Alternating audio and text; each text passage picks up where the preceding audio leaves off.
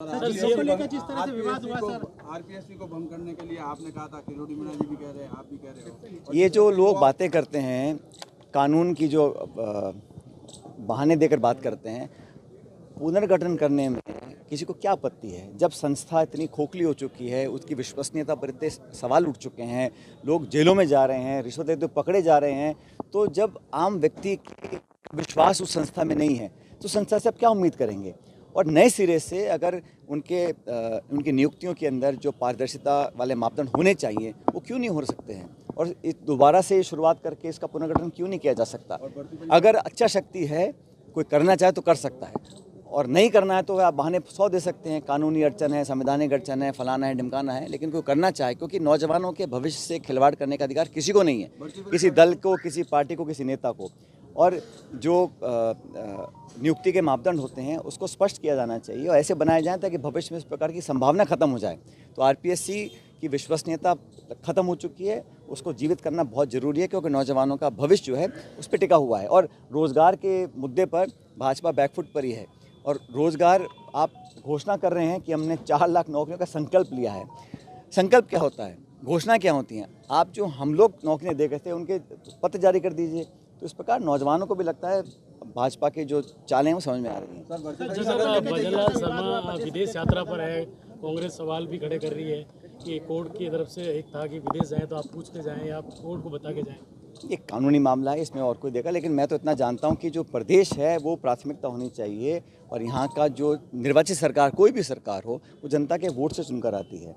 अगर शिक्षा, चिकित्सा, कानून व्यवस्था, गवर्नेंस, डेवलपमेंट, विकास ग्रामीण क्षेत्र में, शहरी क्षेत्र में नहीं हो रहा है, लोग परेशान हैं। इस बार गर्मी में क्या हाल हुआ, पानी बिजली की इतनी किल्लत पहले कभी नहीं देखी, और गर्मी हर साल पड़ती है। तो प्रबंधन की, इच्छा शक्ति की, ब्यूरोक्रेसी के ऊपर अपना प्रभाव रखने की कमी सरकार में मुझे साफ दिखाई दे रही है।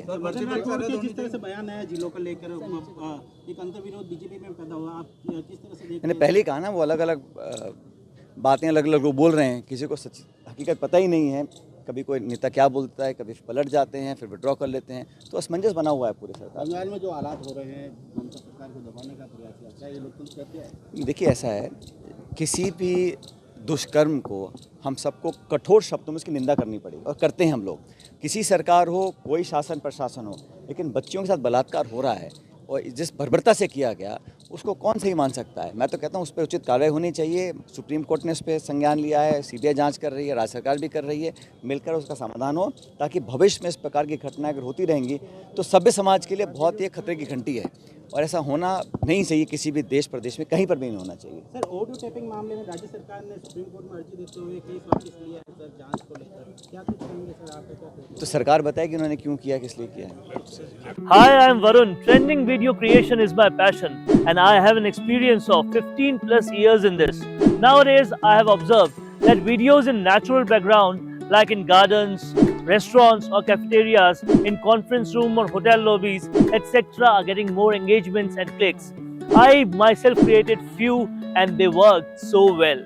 If you are also looking for an engaging video in this type of natural background for your business promotion, I'm here to help you out. My packages come with variety of services like image insertions, clip insertions, logo insertions, text overlays, etc. Go check them out now. Feel free to ask anything before ordering with me. Hope we join hands soon.